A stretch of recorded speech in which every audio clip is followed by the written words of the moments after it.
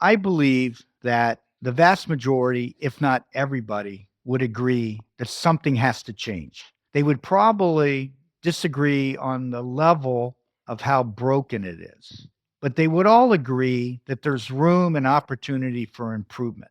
And I have said this before that the system is changing. The industry has a real hard time dealing with the rate of change if it's fast. But if there's ever been an opportunity to change, it's right now with this administration and these events that have provided a hyper focus on how important safety is and how important the National Airspace ATC is to the industry.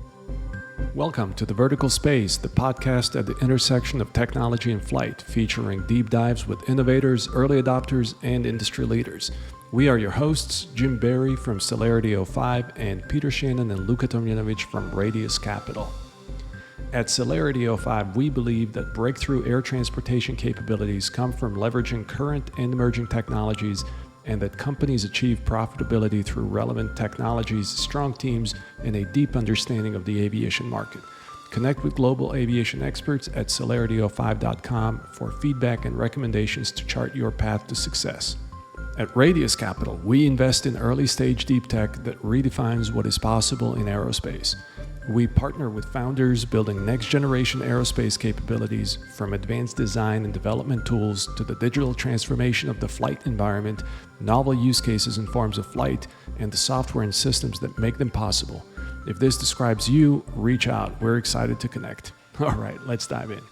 Hey, welcome back to The Vertical Space and a discussion with one of our great aviation and business leaders, Captain Donald Lee Moak. Lee is a distinguished aviation leader with extensive experience in safety, FAA regulation, and governance. Lee has been a driving force in advancing aviation policy, labor relations, and regulatory frameworks. Few leaders today have Lee's breadth of experience from the military and commercial flight deck to the boardroom, and as such, his recommendations carry great weight. And because he also speaks his mind from the podium to this podcast and writes his thoughts in papers and op-eds, he doesn't just speak to people one-on-one in front of a cup of coffee as most do. He yells from the rooftop when change is needed, and then goes from the bullhorn to the boardroom to make change happen. Few have Lee's special talents, and I applaud that Lee is a combination of talk, action, and leadership for meaningful change. We walked through three major themes in today's discussion. The first two are very much tied, that we need to improve, modernize, and privatize the ATC system now, first to improve safety of flight, and then to receive all of the other benefits that its advocates have discussed through the years. We stepped into a bit more detail on how and why commercial aviation was relatively accident-free for so many years. We discussed the recent accidents and incidents, which Lee warned about and reported on in recent op-eds and other writings. Then Lee goes on to point out what can be done to minimize these incidents and accidents, including a novel approach which Lee refers to as timeout for safety. We then go on to discuss the other benefits of modernizing the ATC system and the previous and current challenges of privatizing and corporatizing the system, and those who have supported it in the past and the powerful groups that have opposed it. And we discuss one of the most challenging aspects, as it always is with great change, who and how it's going to be funded. I point out that the Trump administration tried to pass these changes early in the previous term, and we're curious to see what in fact has changed to get it through this time. Lee and many others certainly make a strong case. We then step into Lee's years as president of the Airline Pilots Association, the role of the union, as well as the challenges and successes under his leadership, and why he and his team were able to get so much done. Listen to Lee's recommendations to union and non-union leadership on how they can be aligned to improve their organizations. Finally, we get a special treat to hear from Lee on advice to our new CEOs and entrepreneurs on leadership, how to lead aviation businesses during these challenging times. And I especially like to call out that you just can't push change through in aviation, that safety first isn't just a belief, it's in fact the very bedrock of aviation. By way of background, Lee is a former Delta Airlines captain and U.S. Marine Corps fighter pilot. As president of the Airline Pilots Association, he spearheaded critical aviation safety initiatives, including next-gen implementation and the Known Crew Member program. Lee has served on multiple FAA advisory councils and was appointed by the U.S. Secretary of Transportation to co-chair the review of aircraft certification processes. Currently, he provides strategic guidance on aviation safety and operations as a board member for major aviation and aerospace companies. So our many thanks to Lee, and to our listeners, we hope you enjoyed this conversation and call to action from one of our great guests, Captain Lee Moak, as you profitably innovate in the vertical space. This episode of the Vertical Space podcast is brought to you by Avionics. Avionics is the leader in low size, weight, and power certified avionics for manned, unmanned, and advanced air mobility aircraft. Let Avionics help you achieve your goals, whether that be type certification, airspace access, or beyond visual line of sight operations. Avionics has certified and certifiable communications, navigation, and surveillance avionics for your aircraft. So head over to uavionics.com or Google it to see how you can start flying safer and move your platform forward into shared airspace.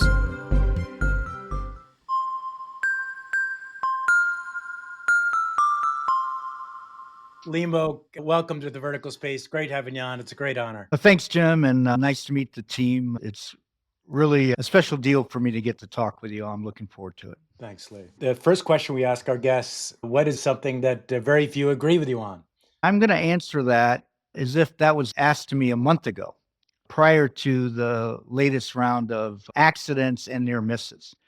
About a year and a half ago, I wrote an op-ed for the Washington Post based on all the near misses that went on. And if you remember, some of them were quite dramatic. We had a Southwest airplane take the runway and a FedEx airplane almost landed right on top of it. We had a United aircraft take off out of Hawaii, and during climb out, there was a loss of situational awareness apparently, and then it recovered at about 700 feet, and then it went on. It continued on to San Francisco, and we had a American flight up at JFK, crossed the runway as a Delta flight was taking off at night.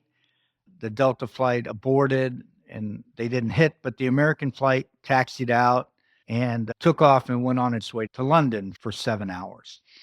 So what the op-ed was about, and what I believe that the industry wasn't addressing, was that these near misses, not only were they unacceptable, they were preventable, and we really needed to take action right now with the concept that we'll talk about maybe a little later, the timeout for safety, and try to figure out each of these, what was going on. As you fast forward to today, we had the DCA accident, which is an ongoing investigation, and there's lots of speculation. And I wrote an op-ed about that, which was concentrated on the investigative process, but more importantly, as happens with most accidents, all accidents, there's always pundits that want to weigh in on what they think happened, which gets a little in the way of the investigation process. And a lot of times, because there's a information void, because the parties to the accident are not allowed to discuss the accident while it's an ongoing investigation by the NTSB. So that silence, as we know in this modern day of communication, it's going to be filled with something. If the parties can't address that, then it's going to be filled with conspiracy theories and speculation. Some of them may be accurate. More often than not, it's not accurate. But the underlying message from that particular opinion piece was, the question to be asked is not what happened. The question to be asked is, the night before, they had the same near miss on the same route. And what we did is we said, whoa, that was a near miss. And we did nothing about it. And what we have to be asking ourselves is, do we have to have an accident in order to affect change? Especially in this day and age of technological advancements. So what few agreed with you on in the past when you wrote your original op-ed was, is this the most important thing to focus on? And then your most recent op-ed was, this is what occurred and what can we do to prevent it in the future? What are Yes. some of the recommendations you put in your most recent piece as it relates to the technology that you're recommending to help prevent such accidents in the future? As we'll talk again, as I stressed, we'll talk a little more about this later, but technology is racing faster than regulations can keep up with. We have a process in aviation certification And that process, one part of it is called the Supplemental Type Certificate, STC, at the FAA. And what that is set up to do is to bring new technologies to an aircraft, a certified aircraft, or to market in a quicker fashion, primarily to increase safety. So there are many technologies that are already developed that could be put on aircraft immediately that would have alerted and ultimately could have prevented what went on with the DCA accident. One is we have TCAS system in the current aircraft. And TCAS came about because of mid-air collisions. But in general, TCAS is working up at altitude. And what TCAS does is it looks at the transponders of the two airplanes that have S-mode transponders, and it's giving direction based on a resolution advisory that says pull up or descend or stop. It doesn't have lateral guidance left and right.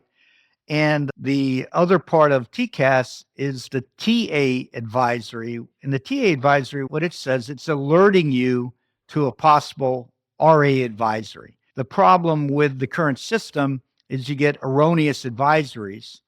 And so airline operations, to avoid erroneous advisories, has the system set up that TAs and RAs cease between 1,000 and 500 feet, exactly where this particular accident apparently occurred. The other part of this is with that type of technology, parts of industry has been fighting adapting that safety technology. They've been fighting it because of cost reasons and actually deployment reasons. Now, the more advanced part of TCAS, which also falls under this thing called ACAS, is ACAS X, ACAS XU, ACAS XR. And those are all technologies that are much more advanced, and they work for helicopters, they work for general aviation, they can work for commercial aviation, but they're more robust in the directive type procedures while you're flying. We have that now. We just haven't deployed it.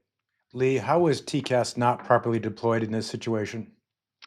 Well, again, the investigation's ongoing, and I try not to speculate on it, but let's talk about other incidents that you can relate to this. If you're going to inhibit a traffic advisory, TA, if you're going to inhibit a traffic advisory because it might distract a pilot at 1,000 feet, that means from 1,000 feet to landing, you don't have situation awareness for other traffic within the cockpit. So for commercial aviation, the TAs are inhibited at approximately that altitude. The resolution advisory is shut off at approximately 500 feet. So you're not going to have any protection from that altitude on down. Now, commercial aviation has a requirement to report TAs and RAs above those altitudes, and any RA you have at altitude, you're required to, commercial aviation, you're required to follow it, and additionally, you're required to report it. All right. Military aircraft, and I flew in the military, I've flown commercially, I've flown business and general aviation. Military aircraft, they may have the system, the S-mode transponder that is reporting out, or ADSB, but they can disable it, which in other near misses, it has been disabled. It's still to be determined on this. So if you have an airplane, the transponder is not reporting out, then the TA and RA even altitude is not going to be effective. Lee, what do you believe is the root cause of this recent trend in increasing accidents and near misses? Are these incidents symptomatic of an underlying systemic issue? I believe we shouldn't be having accidents in 2025 in commercial aviation, especially since they're preventable. And so how do you prevent them? Well, we have lots of data, and what's happening currently, I believe, is that data is being collected. Now, let's talk about that for a minute. We have data from the aircraft engines. That's going back to the commercial operators, generally through the engine manufacturers, for commercial reasons. We have data from the airplanes that are being collected by the commercial operators of that aircraft. We have data being collected on the flight operations of the airplane. And there are very good programs where that data is then sorted, and we have de-identified, and we have programs that fully adapt flight operations based on the data they're collecting. So the problem is we don't have one place that all data is being sent with the idea, why do we do all this? Not for fun, with the idea that we can prevent accidents. So if you take it to the most basic level, and we assume that I'm correct when I'm telling you there's been many near misses around the country. And if you go with that theory that there have been many near misses at Washington Reagan related to military to commercial civilian aircraft operations, you have to ask yourself, why aren't we changing how we're operating based on the near miss? What you want to do is take that data, change your operations so that you don't have another near miss, and most importantly, so you don't have an accident. What do you think the data was pointing to in the DCA operations? Because what I'm hearing is that military and commercial operations have been ongoing there for at least 50 years. So what is it about the data that we should have seen, yet we have not? I think it's pretty simple. You have a near miss, you report it, and you go, whoa, that was a near miss. Sure glad that that didn't happen. And then that's the end of it. You didn't address, why did we have a near miss? How can we not have another near miss? And more importantly, how can we not have an accident? So a near miss, let's be clear, we wouldn't be having all this attention going on right now to what happened in DCA if they would have missed by 20, 30, 50, or 60 feet. Oh, by the way, the night before reported there was a near miss also. So we wouldn't ever even know about that near miss. Now somebody knows. So the process for that is interesting. And I have a military background also. So the military flies with military flight numbers. Okay. Commercial aviation flies with a flight number, but the pilots are tied to the flight number in commercial operations.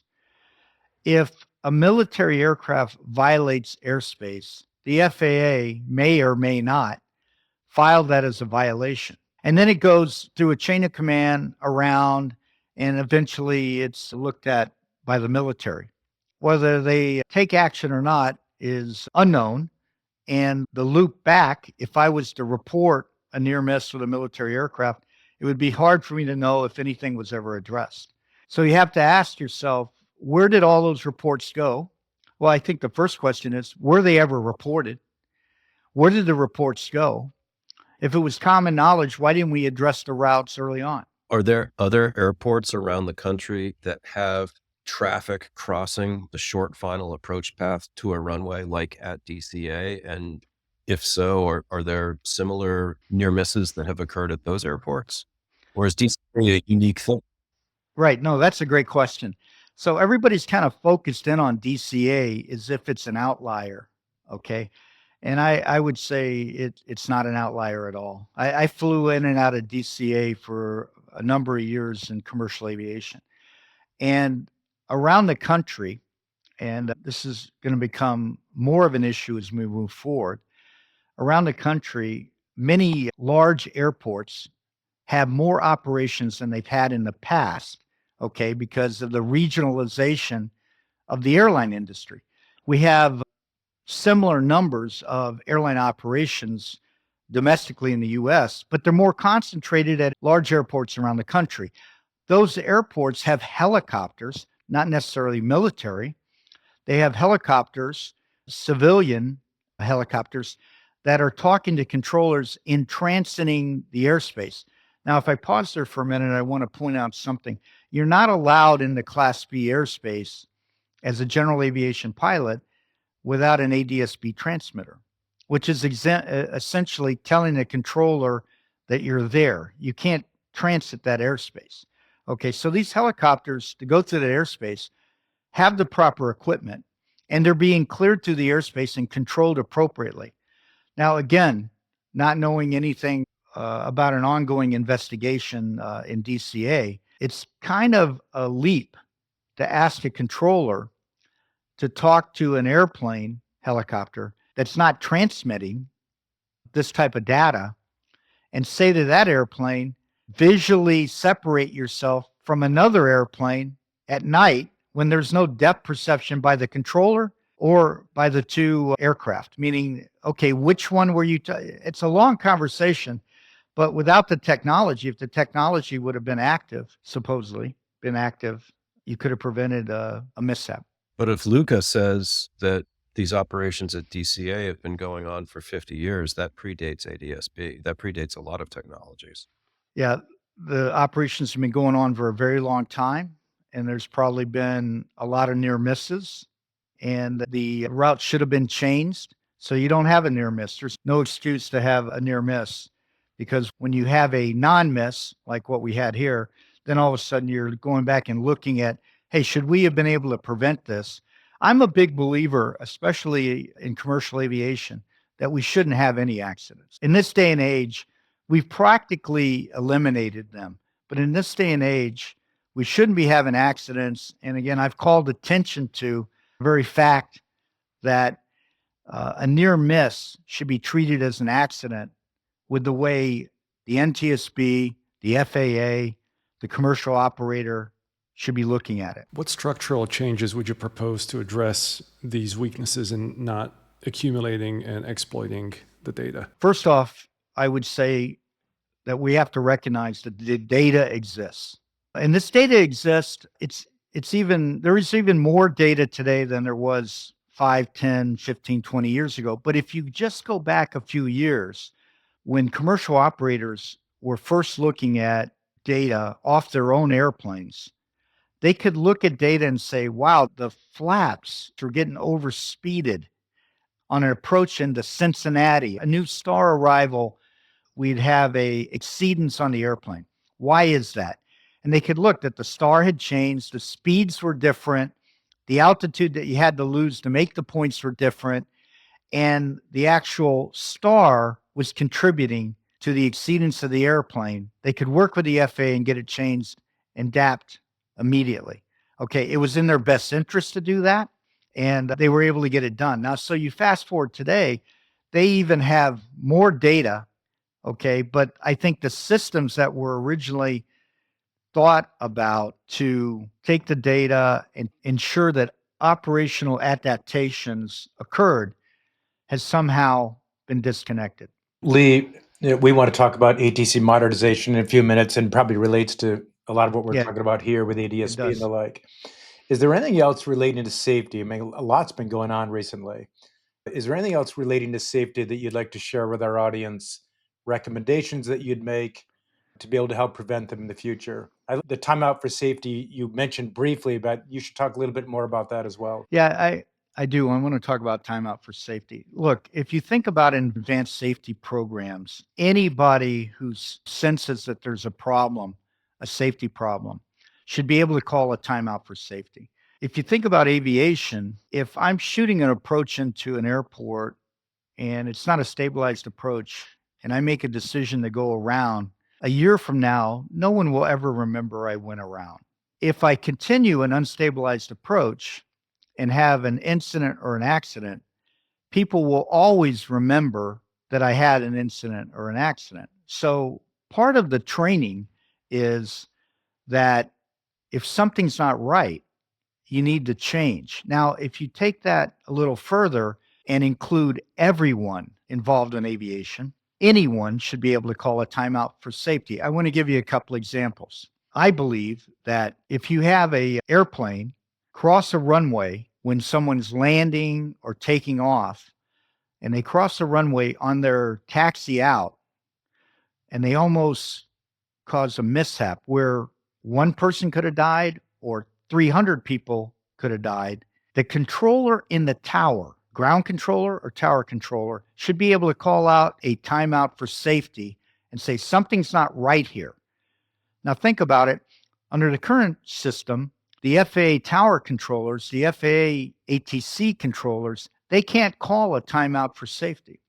They can't do it. So that plane taxiing out, he can now taxi out, although he almost killed a couple hundred people, he can taxi out and take off and fly for 8 hours after this event almost occurred.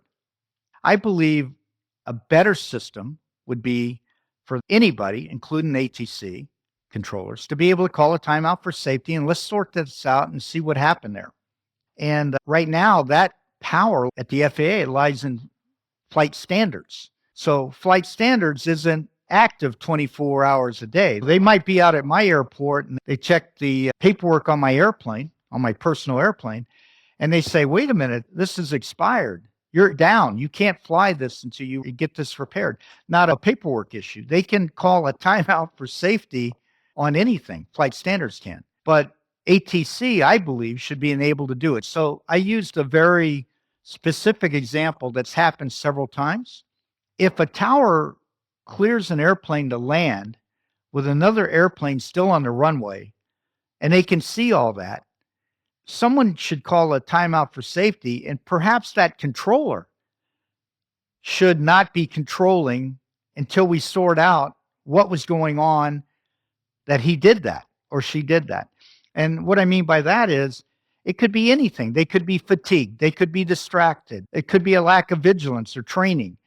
But to continue having someone control when so many lives are at stake at that moment without trying to figure out what's going on with that person is missing in the system. How would the timeout for safety be realistically implemented in this case? Let's say where you only have that one controller on the shift and you can't replace them with somebody else, or you have other traffic that needs to continue taxiing and flying. What's a realistic way to execute these timeouts? Well, first off, we have to take that word out of it, realistic, okay? Because it's unacceptable. See, you would have a different question for me if they had hit each other, okay? Because at that moment, everything stops, okay? And we're dealing with many other problems. But what we have to do is back it up because we have data, we have things happening, and we want to be preventable, not trying to address it after the fact. I want to give you another example that might help you with this. There was a flight out of Hawaii I mentioned earlier. That flight took off out of Hawaii. And again, the final investigation, I don't believe is done with that. But it climbed to, let's say, 2,000, 2,500 feet. And then it rolled over, apparently. And it descended all the way down to 700 feet or so, all reported. And then it recovered and climbed out. And it was, now, did it recover because the GPWS system within the airplane said, pull up, pull up? Did it recover because the ATC controller got a low altitude alert on their system? Again, I don't have that information, but I do know that it went to that altitude. I do know it recovered. And I do know that it flew another 8 hours or so on to San Francisco and landed. So if you think about it, you're a passenger on the airplane, a crew member in the back of the airplane, or you're the pilots flying the airplane, or in this case, you're the ATC controllers. Okay, something went on there. And should we continue for 8 more hours and then try to figure out it the next day? Or should we say, time out for safety, let's stop this. You come around and let's land back at Hawaii and sort this out. I'm of the belief, okay, that we need to address these things in real time.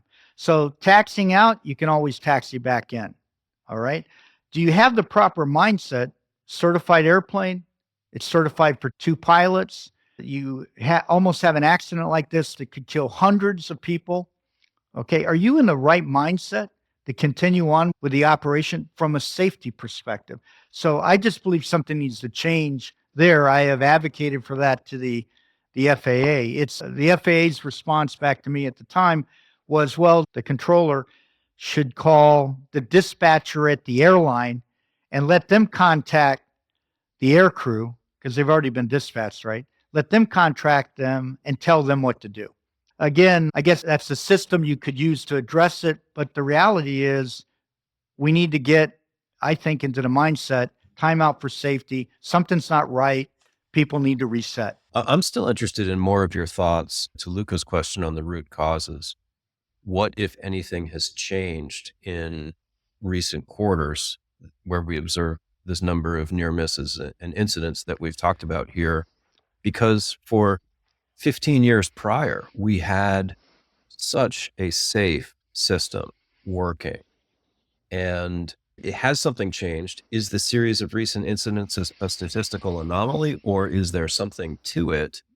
And what direction do we need to go with the national airspace system to resume the level of safety that we have enjoyed, or to even make it more safe? What are your Right. thoughts on root causes, changes, and the direction to go? I mean, you mentioned, okay, the safety timeouts, but we didn't have those safety timeouts during that 15-year period. Yeah, that's a great question. So, first off, the premise of your question, I am probably unique in industry in that I don't believe it's been safe. When you say 15 years, you're really referring to the Colgan accident to today. But in that same 15 years, you had many, many near misses that any one of them, it could have happened the following months of the after Colgan, or it could have happened a year. But what did happen, what has happened is that we have probably north of 1,000 accidents a year in general aviation and business aviation that's flying in the same airspace as commercial aviation. We kill plus or minus 300 people a year. But what we decided is to say airline travel is safe, even though that's going on. So think about what happened the week of the DCA mishap.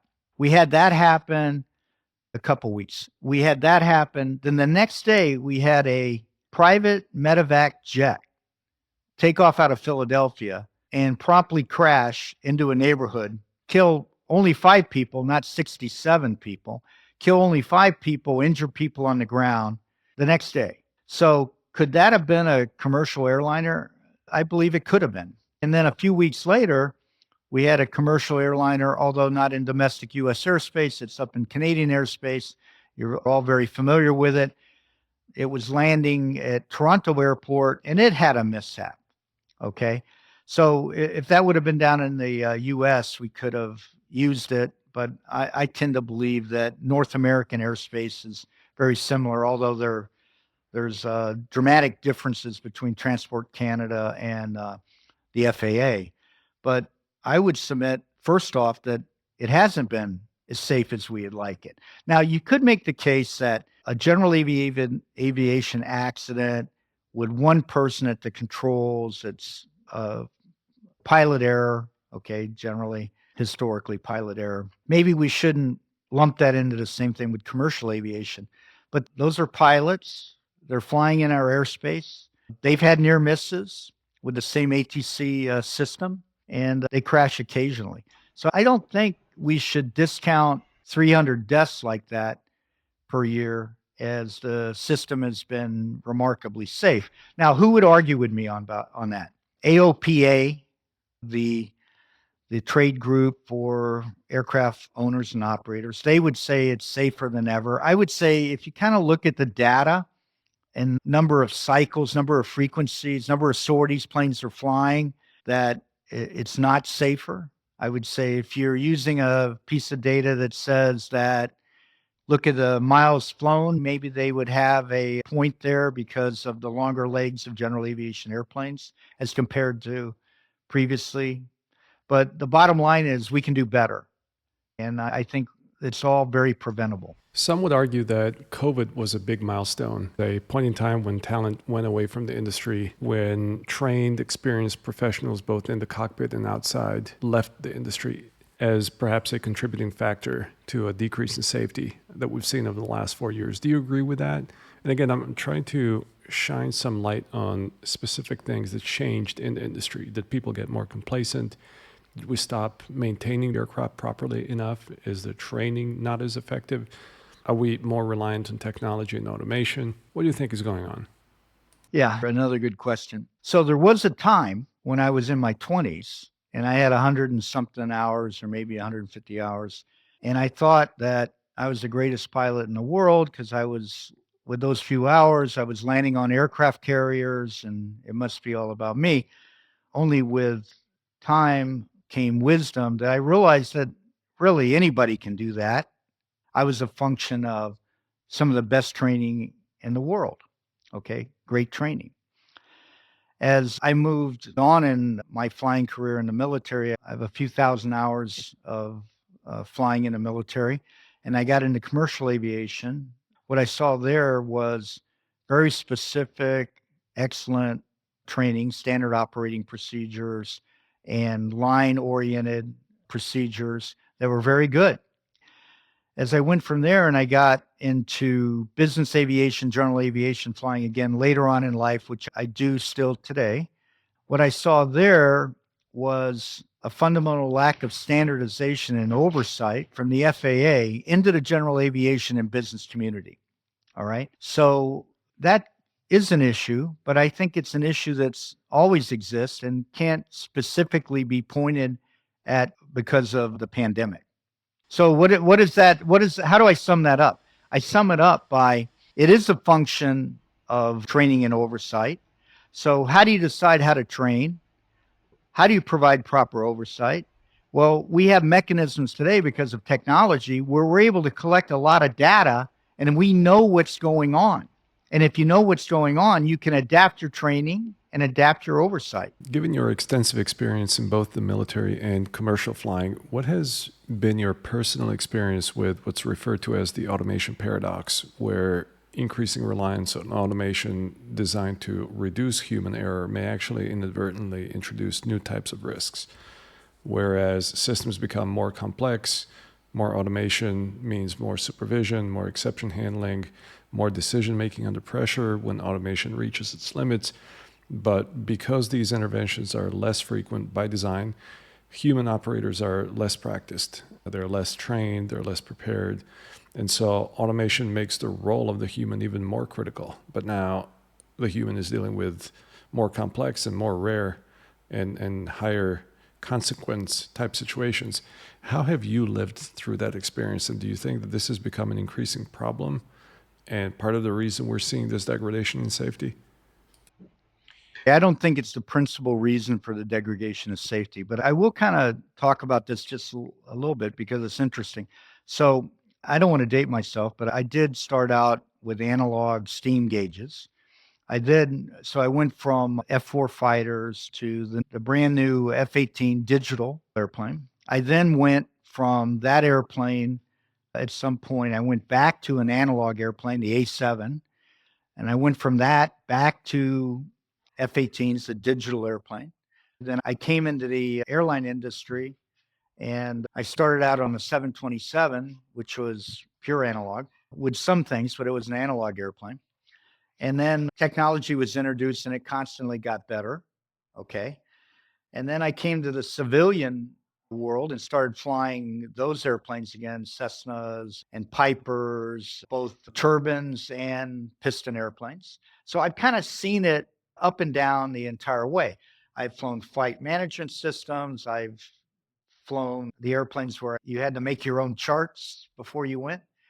And I would say that if you look at it today, I don't believe that the problem is really the technology. I could say it's the training and oversight of the technology to pilot interface, how it's being used. But if you stick to basic fundamentals of flying and look at the technology advancements that are in the cockpit, everything should point at it being safer, not more dangerous. One other point I want to make, and again, I don't know if I was clear with that point. I want to make this point, is in commercial aviation for a minute. You taxi out, you take off. I'm generalizing 99% of the flying. You taxi out, you take off, you're under control. You get into the air traffic system, you're under control. You fly your route. Unlike when I started on NDBs, VORs, and TACANs, you're flying on waypoints and GPS. You're under positive control the entire route. You're making piloting executive level decisions based on weather and based on other factors en route. While the airplane is on the auto flight system, you're generally not hand flying it during that entire period of time. Take off to 1,000, 1,500 feet, something like that. All the way in. And then you shoot an approach in, and depending on the weather, some commercial operators require you to have the approach coupled all the way to landing even into landing rollout before you decouple it. That requires a lot of flight management. I believe the data would point that that's inherently safe. That's a safe system. When people try to point and say that piloting skills, stick and rudder, have degraded, I don't necessarily believe that.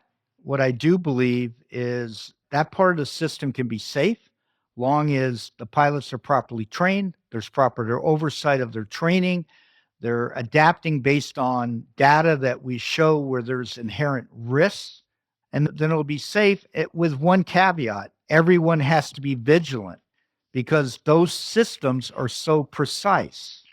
They are so precise. You're at 31,000 feet in RSVM airspace. You're exactly at 31,000 feet.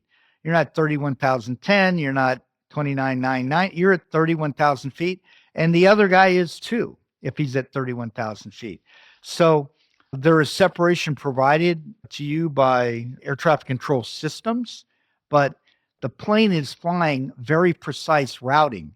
It's not a mile off. It's not a half a mile off. It's not even 100 yards off left or right in commercial aviation, included down to the approach where when the plane is flying, it's landing on the center line of the runway within wind and weather limitations. So I don't buy necessarily that the technology's the problem. I would say that you have to make sure you're staying on top of it and you're always vigilant. Lee, as we move on to ATC modernization, the privatization of air traffic, what change would you make right now that you think would be most effective in addressing the biggest issues? Well, that's going to lead us right into the FAA, but it's great being in my current role because I can say what I think. I don't have a constituency on this particular matter. Here's what I would do. I used to sit on not only the FAA Management Advisory Committee with people that you've done podcasts with before, but I also was a member of the Next Gen Advisory Committee. And the underlying joke on Next Gen is it should have been named a Now Gen. Should have been called Now Gen, not Next Gen. So what I would do is I would push rapidly to modernize the ATC system, to privatize the FAA ATC for a host of reasons I'm going to talk about in a minute. And if you did all that, brought private industry business principles in to technology, equipment procurement, training and oversight of controllers, you'd make the system much safer very quickly. Controllers are not the problem. The problem centers around the legislative and regulatory functions being able to keep up, not only from a funding viewpoint. Remember, I said legislative and regulatory, not only from a stable funding viewpoint, but also from a technology procurement methodology and viewpoint. We've entered the discussion on ATC modernization, privatization of air traffic. Many people have felt it's kind of a bridge too far. The first Trump administration tried to enact something early in its year. Is it practical that we could get privatization implemented? Well, I would think it's interesting in Washington today because it's almost like the apple cart was turned upside down and anything is possible. But if you forget the discussion on possible for a minute, I'll tell you a couple things that I would tell people before the most recent administration. I would say, hey, you're coming to Washington and you have the greatest idea in the world. And in private enterprise, if you have a great idea, generally that's really what you underscore. Hey, a great idea, let's work on that. But if you come to Washington with a great idea and you don't have any relationships, you have a 50% chance of getting something done. Only 50% with a great idea that we know is great. If you come to Washington and you have the worst idea in the world, but you have great relationships, and we've seen this time and time again, you have a 50% chance of a terrible idea getting through based on relationships. But what the key is if you have a great idea and you have great relationships and you come to Washington, you only have a 75% chance of getting anything done because Washington swirls around because they're decision adverse. They can't get anything done. Great idea, great relationships, you still can't get it done. Now, that doesn't make sense, right? So now, when the current administration, with the current dynamic, and not talking about all the politics, just the dynamic, I would say the opportunity for change is right now. And whoever wants to lead that change should be on it because it's going to happen The problem is Washington's always changing. It doesn't deal very well with the rate of change. And right now, the rate of change is accelerated because of the process. So, what I believe needs to happen, if you're able to take advantage of all the new technologies that are just sitting there, waiting to enter the national airspace, waiting to enter commercial operation, waiting to enter government operation, you're going to have to recognize that you have to change, and the change needs to occur rapidly, and it needs to occur now. So ATC modernization, where people stake out positions on funding, on jobs, on technology, that kind of needs to move aside, and we need to focus on ATC modernization and getting it done in a timely fashion. Because if you don't, we're going to have more mishaps. If you don't, we're not going to be able to introduce new urban air mobility, drone technology. We're not going to be able to expand commercial operations much larger in the airline industry, because remember, we have saturated our airports, our major airports, because of the economic drivers, which forced it into regionalization. If you don't change, you're not going to be able to have more density in those airports. So now's the time for change. I believe there's going to be an opportunity here. We had Paul Rinaldi on about a year ago, I think it was, who has stated the case in the past, and he was been forceful recently on this need for change. Practically speaking, how could it happen, Lee? I think everything's kind of set in motion right now, because they're going to be able to point some of these most recent mishaps and near misses that the system is broken. I believe our national airspace is safe on a comparative basis. It's more safe to fly than to cross the street on that basis. But I believe that these events were preventable. When the investigations are done, they're going to illustrate that they were preventable, that they're preventable, and it's going to set the dynamic in place that you could change and modernize. What you need is a leader, a group to lead. And I don't know fully what Paul said in his interview with you, but I've known Paul for a long time and served on committees, and I have the utmost respect for Paul Rinaldi. What I would say is he probably said something to you that I can relate to my experience of being a governor on the United States Postal Service. If you try to close a VOR in some rural community somewhere that's no longer being used for anything, and an FAA employee that happens to live in that community is there, you're going to have a congressional member advocating or holding up legislation so that that facility stays in their community, even though it's no longer needed and it costs money. In the Postal Service, which is outside of the government based on the 1972 Postal Deregulation Act, it's outside the government, although the government is allowed to appoint the governors who oversee the Postal Service, but all funding for the Postal Service comes from user fees. You pay stamps, or you pay for packaging. There is no funding, or minimal funding is a better way to say it, a complex subject, but no funding from the government for the Postal Service. That's essentially the model that I believe ultimately ATC needs to adapt. So right now you're watching massive change in the Postal Service, modernization, new facilities, 60-year-old buildings that have asbestos in them have been closed. They brought in new advanced technologies. It's rapidly changing over the last few years after 30 years of neglect. So here we are at that point. Now take that model and think about ATC. ATC, as I wrote in my op-ed the other day, ATC is still using paper strips. Okay, it's a little crazy. It still uses, if you followed what A4A was saying the other day in their testimony to Congress, they're still using floppy drives to update their computer systems. I think by any definition, that is a system that needs to be modernized. When I was on the FAA Management Advisory Committee, again, several people that you've interviewed were on that committee with me. We needed a data center. And when the FAA administrator at that time brought the oversight committee a proposal that they were dealing with on a data center, from start to finish, And the current procurement process was 10 years. Well, in 10 years, that technology would have been obsolete. Actually, in 3 years, that technology would have been obsolete. Yet if AT&T, IBM, HP, Apple, Uber, name it, they want a data center, they're going to go out and get a building in Herndon, Virginia, and they'll have it up and running in 6 months. That's the profile that the FAA is desperately in need of. One thing Paul mentioned was flight strips, and we talked about TFDM funded flight strips, funded and approved 10 years ago, the winner for that. And we still haven't fully implemented automated electronic flight strips. Your views have changed on modernization through the years. How have they changed? When I was the president of the Airline Pilots Association, I would say my private view was we needed to modernize and we needed to do it this way.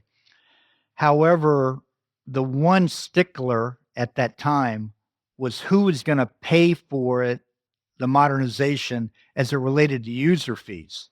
So commercial airline companies that I represented the members of, they wanted to be sure that they weren't going to fund the entire amount.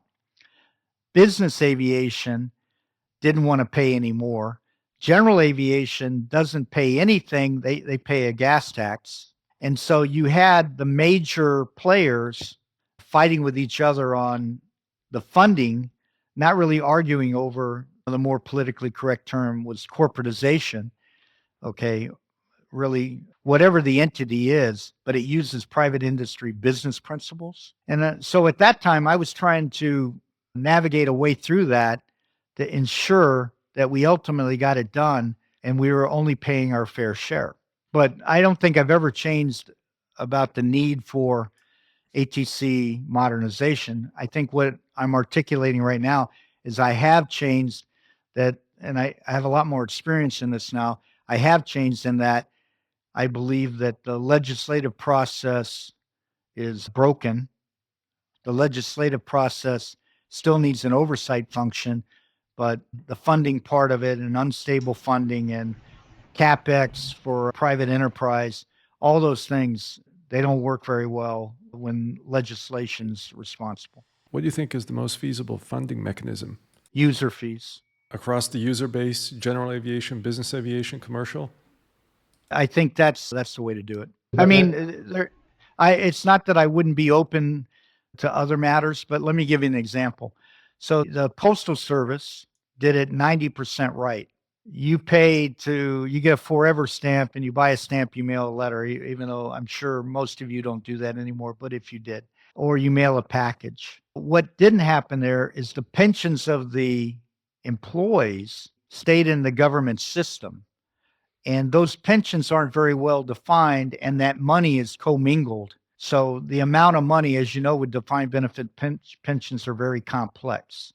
So I believe you shouldn't do it part way. You should do the entire system out with the proper oversight and governance of the government. National airspace is very important, proper oversight of it, but the funding being paid principally by the users. Now, there'd have to be a transition phase, and perhaps others would disagree with me on this, but having been on the audit committee of the United States Postal Service for 3 years with a monthly meeting, I understand the finances very well. So a transition phase would be okay for the employees, but ultimately the users of the system should be funding it in one way or another. And roughly what sort of cost burden do you see that placing on general aviation? Yeah, so general aviation, after you publish this, I'll probably get some emails on that. That would be not being political here, just being practical. That would be a discussion item on what should general aviation pay. But I believe, and there is part of general aviation that doesn't use the ATC system. You have to recognize that. They just fly in the airspace, don't necessarily use the system. But the reality is there are really good people and smart people that can sit around and figure out a fair and equitable funding stream. And I think some people, including the users, would tell you the current system is broken. Everybody wants somebody else to pay, and they don't want to pay anymore. But under the current system, if we continue with this and it continues to deteriorate, It's only a matter of time before, instead of having a negotiation on how you do it, you actually have it imposed upon you. What's the ballpark annual amount that would need to be funded? That's an unknown number to me, but I know it's a known number. But remember, it needs to be a transition phase because the current system is archaic. And so you got to look at it and decide what facilities move into the new system, what systems move into the new system. Do you run two systems until one system, it's not a light switch, right? It's not a flip it over one day. Do you run two? There's a lot of government properties. There's a lot of properties that are leased from people. So it's pretty complex, but can it be done? I'm confident it can. Lee, would we likely see the same parties being proponents of this and opponents of this, of the privatization, if we tried it again, as we saw 10 years ago? Well, I would hope that everybody learns something from that. As far as proponents and opponents, remember, we're focused on ATC. We're not really talking about FAA safety for a minute, because safety and certification has its own set of problems, right? There are people that say it's going to be a long time before we never ever get another airliner certified in the US because of the current dynamic that's going on in Washington. We're not talking about that. We're talking only about the ATC system. And I think the real hangup is maybe twofold. One, the funding stream and what facilities and where the facilities are located. Yeah, I wonder how the new administration and DOGE might be thinking about privatizing ATC and freeing that capital from the administrative budget burden. Yeah, how DOGE is thinking, it excites me that you think I would have insight into them. I believe that the vast majority, if not everybody, would agree that something has to change. They would probably disagree on the level of how broken it is, but they would all agree that there's room and opportunity for improvement. And I have said this before, that the system is changing. The industry has a real hard time dealing with the rate of change if it's fast.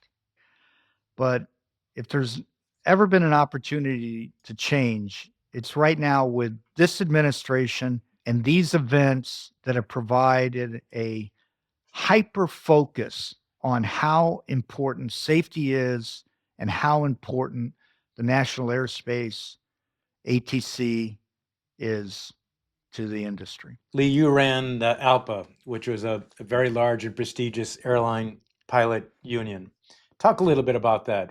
What's its role, and where was it, and where are we today with ALPA? Yeah, so the Airline Pilots Association, I would just kind of bifurcate it in two fundamental roles. Well, perhaps three.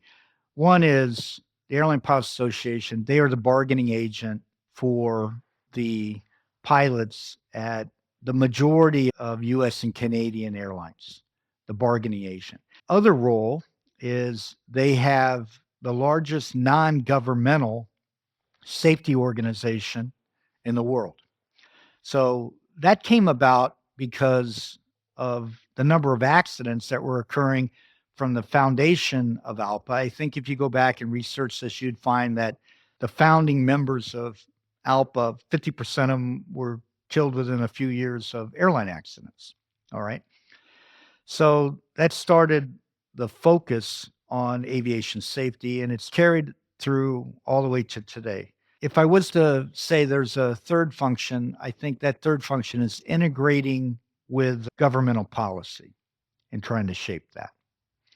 Again, excellent organization, always changing, lots of members. There are several pilot unions in the US. There's also the Allied Pilots Association. They only represent American pilots. There's the Southwest Pilots Association. They only represent the Southwest pilots. There's the Independent Pilots Association. They represent the UPS pilots. And then the Teamsters have a small aviation group, and they have a couple of cargo groups they represent. But by and large, ALPA is the leader. Tell us a little bit about what you accomplished at ALPA that you're particularly proud of and was particularly challenging. Yes, that's good. So when I was president of ALPA, it was a difficult time. Seems like we're always running into those. The industry was fundamentally changing. Before I was the president of ALPA, I was essentially the president of the Delta Pilots, which was at the time one of the largest groups within ALPA. And Delta had gone through a bankruptcy, a hostile takeover, the financial crisis of 2008, where at one point oil went to $150 a barrel, and we were wondering if Delta and the rest of the industry would go back into bankruptcy. And then a merger, which started the mergers of large airlines between Delta and Northwest Airlines. I went from there to the Airline Pilots Association in Washington and headed that up and essentially completed 19 contractual agreements, which before that they were far and few between, and also worked with the United and Continental Airlines and their pilots to merge those two airlines together, brought JetBlue Airlines into the Airline Pilots Association. And also, the Airline Pilots Association had a history of only supporting Democrats. So I changed the Airline Pilots Association from a party specific to pilot partisan politics, meaning focus on the issues related to the industry and pilots, not the issues related to Democrats, Republicans, or independents. And that was quite a change for ALPA. They've carried through on that to this day. So it was a big time of change. Lee, critics sometimes argue that unions prioritize job security over embracing disruptive but necessary change. Is this something that you faced while at ALPA? And if so, how have you reconciled union interests with the need for constant improvement? I think that's a fair criticism of union leadership, not of unions. So when I was at ALPA, we focused on contract bargaining, safety, and government policy. And we were very careful not to mix industrial strategic imperatives with safety imperatives. We were very careful. We kept it split. As you've gone forward to today, there are many unions that are focused on jobs first and foremost. And sometimes they let the whole job discussion get in the middle of the safety discussion. And I don't think that's appropriate. Lee, when we first met, it was many years ago. You probably don't remember, but it was at a conference where there were many airline CEOs, leaders of airlines, the press. I remember thinking every time this guy speaks, everybody's paying attention to him. You're in the good graces of a lot of not only the union, but the top people within the airlines. And you're on the boards of many organizations today. How were you able to appeal to the top executives, to the unions, to the pilots, all the different organizations where other people generally get earmarked? What's different about you that makes you appeal so much to all parties? So, what I would say is it's not really magic or a secret. If you focus on the problem that you're trying to solve, and if you look at it from an airline itself and say to yourself, do I want to negotiate to get a larger piece of the pie, taking it away from somebody else? Or do I want to work together to make the pie bigger? I was of the mindset, let's make the pie bigger, then everybody gets more. And if I was to break down all my experience with all the airline CEOs that I've worked with and continue to work with, and all the unions I've worked with, I would say the following. In general, executive level airlines, teams, the boards, they, I think, have a fundamental misunderstanding of unions and union leadership. I believe that airline CEOs need to look at employees of the airline as their employees, and they need to look at the unions that have union leadership as who they bargain with. They shouldn't confuse those two issues, but it happens quite frequently. As far as unions and union leaders, they're different. Union leaders are different than the unions themselves. And the union leaders, they didn't go to union leadership school. They weren't born to be union leaders in general. And their financial acumen sometimes isn't executive level. They weren't all CPAs are, in this case, they're pilots. And so they have a tendency to not understand the financial dynamics of a company and how a company is competing, and how by working together, ultimately they can all benefit each other. So I tend to bridge that gap. I can talk to union leaders, unions, employees, pilots, all crew members, and I can also talk to the members of the board and explain things to them that are very foreign. And I do that with the idea of getting the job done, moving the enterprise forward. That shouldn't be a secret, but you'd be surprised how many people don't understand each other. And it almost sounds like I'm saying I'm a mediator. Really, I'm just a communicator in that realm. I understand what both sides are saying. They shouldn't be sides, they should be together. But more often than not, there's a wedge there that I try to remove and find a collegial issue they can work on together. As you've been working together in your time in aviation, and you're still very much involved in many different boards, are there any people who stand out in your history who have been some of the better leaders? So, people that stand out as great leaders. So, Richard Anderson and Northwest Airlines. If you go and look at the resume, most of the other CEOs in the airline industry, at one time or another, they worked with Richard Anderson and Northwest Airlines. Why they all came out of that airline would probably be great for another podcast for you. But I think in general, if you take care of your employees will take care of your customers. It sounds a lot like the ethics classes we had in the Marine Corps. It sounds the same. From Richard, I would say Ed Baston is a great leader and a great example for how a CEO should conduct himself under duress. He's done an incredible job when the industry was going through dramatic change, from pandemics to incidents to governmental changes. I would say Dave Barger over at JetBlue was an exceptional leader. I could go on and on. Now, if I leave anybody out, I'm going to feel bad. Within the union leadership, I would say Paul Rinaldi was a great union leader and continues to be a great leader. In the piloting profession, I would say Tim Knoll was a great president of the Airline Pilots Association. There are others, Randy Babbitt, Dwayne Worth. As far as other unions, I think it's a difficult place they find themselves. I was on the AFL-CIO Executive Council, the board at the highest level for a number of years, and they were having a lot of trouble adapting to change. And I would say that continues today.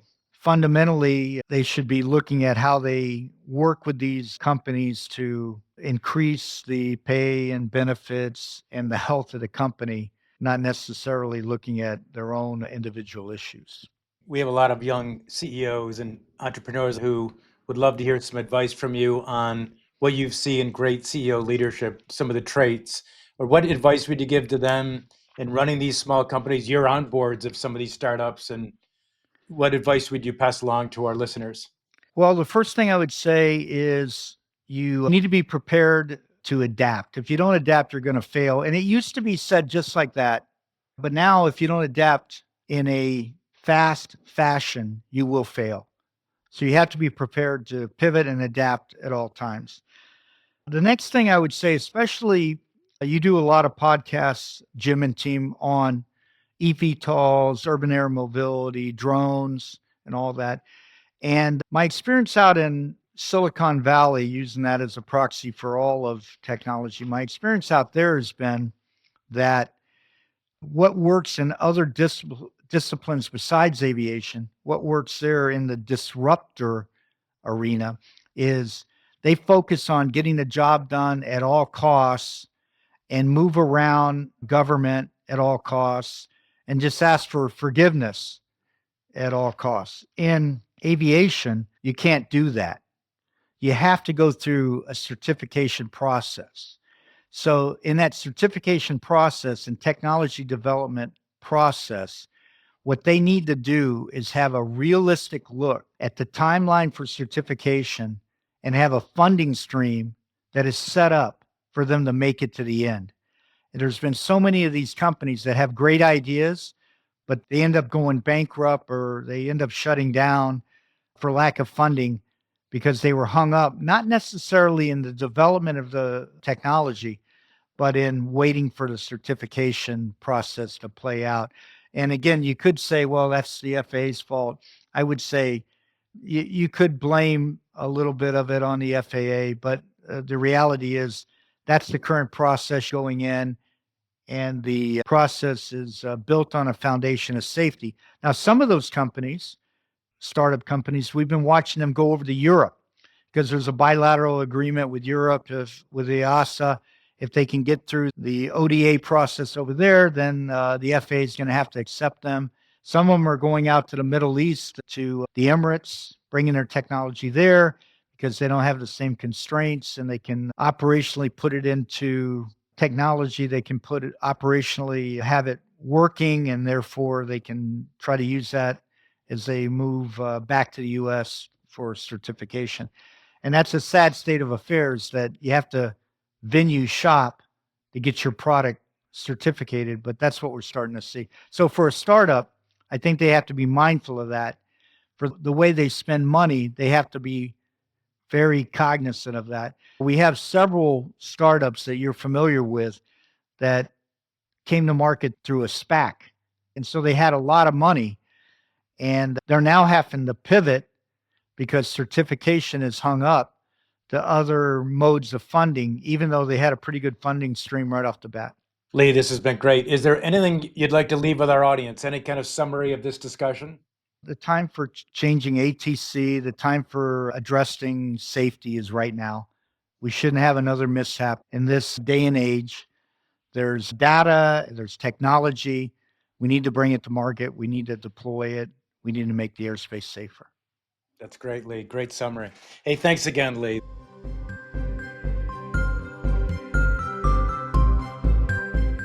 All right, that's a wrap for today. Thank you for listening to the Vertical Space Podcast. Reach out if there are topics that you would like us to discuss, and goodbye until the next episode. Unless mentioned, this podcast is in no way endorsing or promoting any person and or company mentioned, and all opinions within the podcast are solely that of the presenters.